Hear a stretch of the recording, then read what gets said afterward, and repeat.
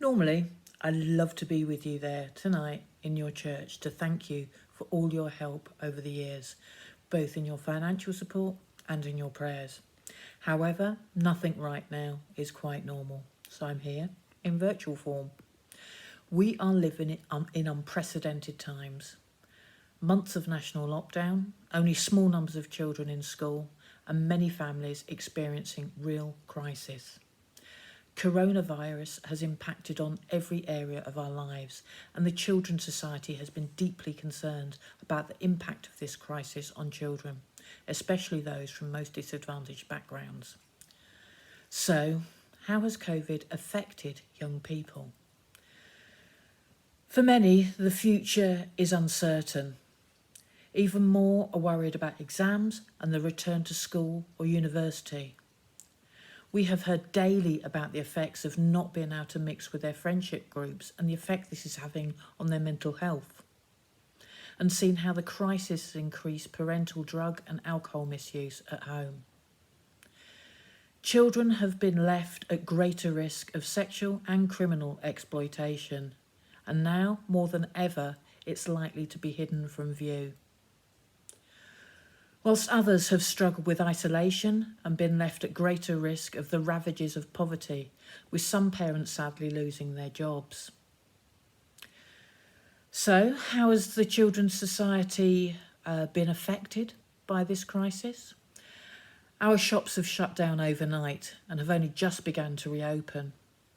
All our fundraising events have been cancelled and there's no clear idea when they can begin again. We've asked our box holders to stop collecting due to the high risk of infection. And with advice from government changing daily, we're only just being able to release information on how to reopen these networks.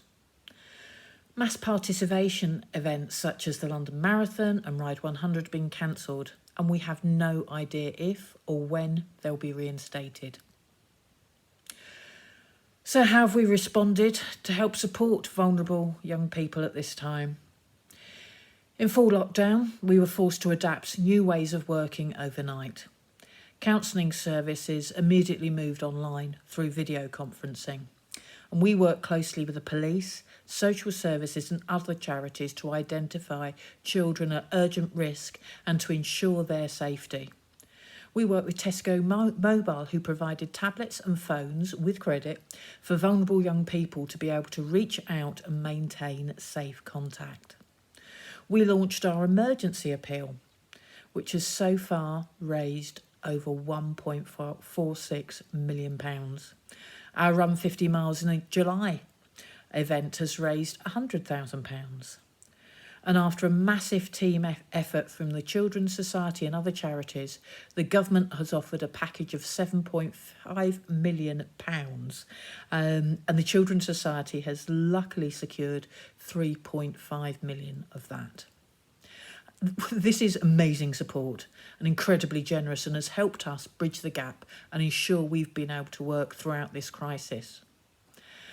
However, despite all this amazing support, we are still facing a deficit, and it's vital we re-engage our communities to ensure we're around until no child in England has to suffer the horrors of exploitation and abuse. No child has to go to bed hungry or cold just because their parent was made redundant, and no child feels alone. We know these are difficult times for everyone, but you can still support the Children's Society in this strange post-COVID world. And we would be immensely grateful if you could hold a virtual Chrisingle or a real one if it's possible. Ensure you keep putting money in your boxes. If they fill up, you can empty the money into a carrier bag and then continue to put money in the box until it's safe to hand the money over. You could hold an online pub quiz. You could set up a direct debit for as little as £3 a month or even £1 a month. And you can remember the Children's Society in your will. I know your support and your prayers have helped millions of children over the years return to some form of normality.